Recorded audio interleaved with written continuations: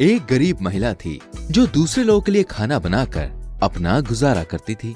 वो अपनी मेहनत से कमाए गए पैसों में से एक छोटी रकम बचा लेती थी ताकि बुढ़ापे में वो इसका इस्तेमाल कर सके। वो पैसे उसके लिए जान से भी ज्यादा प्यारे थे। कुछ साल बाद शहर के कुछ लोगों ने तीर्थ यात्रा पर जाने का फैसला किया।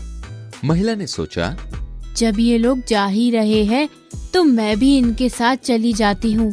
मेरे लिए ये एक अच्छा मौका है। पर वो अपने बचाए हुए पैसों के बारे में चिंतित थी।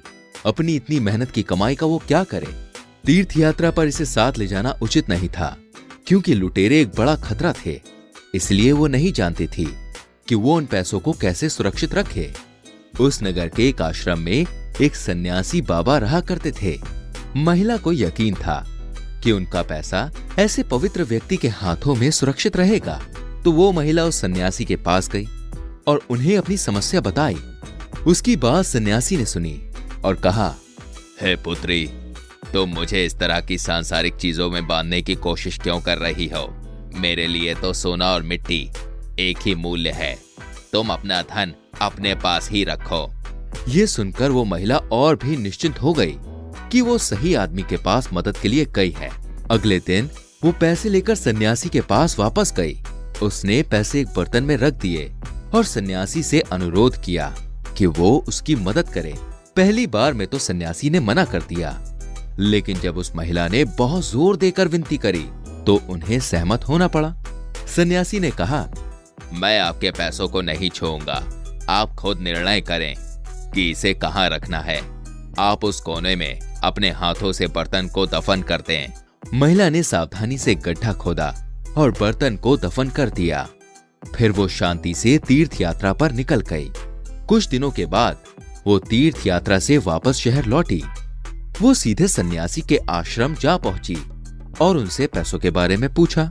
सन्यासी ने कहा, मुझे इससे कोई लेना देना नहीं है। ये आपका पैसा था, आप इसे खुद ले सकती हैं।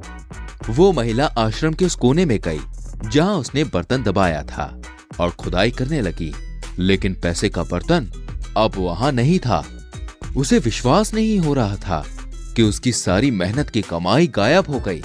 वो सन्यासी से जाकर कुछ नहीं कह सकती थी क्योंकि उसने शुरुआत में ही चेतावनी दे दी थी कि उन्हें उस महिला के पैसों से कोई मतलब नहीं है। वो काफी परेशान हो गई और सोचने लगी कि अब वो क्या करे। सोचते सोचते वो गरीब महिला अपने घर वापस चली गई। पर सब कुछ खोने के बाद वो चुप कैसे बैठ सकती थी। बहुत सोचने के बाद वो बीरबल के पास गई और उन्हें अपना किस्सा बताया। बीरबल ने उसकी बात ध्यान से सुनी और अगली कुछ देर रुकने को कहा। इसी बीच बीरबल ने अपने एक नौकर को गहनों का एक ताबूत दिया और कहा, सुनो, तुम उस सन्यासी के पास जाओ और उनसे कहना कि ये गहने मेरे भाई के हैं जो विदेश गए हैं। वो 2 से 3 दिनों के अंदर यहाँ आने वाले हैं। तुम्हें एक जरूरी काम आन पड़ा है जिसके लिए तुम्हें शहर से बाहर जाना होगा। इसीलिए इन गहनों को सुरक्षित रखने के लिए सन्यासी जी इनको अपने पास रख लें। बाद में बीरबल ने महिला को बुलाया और कहा, जब मेरे नौकर और सन्यासी बात करने में व्यस्त होंगे तो उनकी झोपड़ी में प्रवेश करके सन्यासी से अपने पैसे मांग लेना। बीरबल के निर्देश अनुसार नौकर गहनों के ताबूत के साथ सन्यासी के पास गया। पहले तो सन्यासी ने गहनों को अपने पास रखने से मना कर दिया। नौकर ने उन्हें मनाने की बहुत कोशिश की। तभी जैसा कि पहले तय किया गया था, महिला आश्रम में आई और सन्यासी से अपने पैसे मांगने लगी। महिला को देखकर सन्यासी डर गया और सोचने लगा, अगर नौकर को इस बारे में पता चलेगा तो ये गहनों का ताबूत वापस ले जाएगा। सन्यासी ने बड़ी विनम्रता से उस महिला से कहा, बेटी, ये अच्छा है कि तुम आ गई। तुमने बर्तन को कहीं और गाड़ा था और उसे कहीं और ढूंढ रही थी।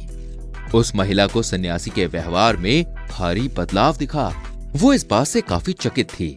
सन्यासी ने आगे कहा, कृपया सही जगह पर बर्तन की तलाश करो।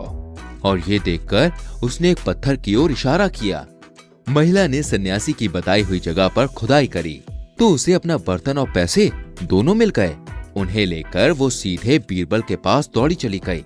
जब बीरबल ने देखा कि महिला को उसके पैसे वापस मिल गए हैं तो उसने अपने दूसरे नौकर को सन्यासी के आश्रम भेजा और उसे बताया कि वहां क्या कहना है। दूसरा नौकर आश्रम पहुंचा और उसने पहले नौकर से कहा, सुनो भाई, तुम्हारा भाई अचानक विदेश से वापस आ गया है और तुम्हारा इंतजार कर रहा है। अपने साथी को वहां देख पहला नौकर भी समझ गया कि बीरबल ने ही उसे भेजा होगा और वो बोले, क्या वो आ गया? फिर मेरी भाई चिंता खत्म हो गई और हमें अब सन्यासी बाबा को तंग नहीं करना पड़ेगा। दोनों नौकरों ने गहनों के ताबूत को उठाया और आश्रम से निकल गए। इस तरह महिला को अपने पैसे वापस मिल गए और सन्यासी के हाथ भी कुछ नहीं लगा।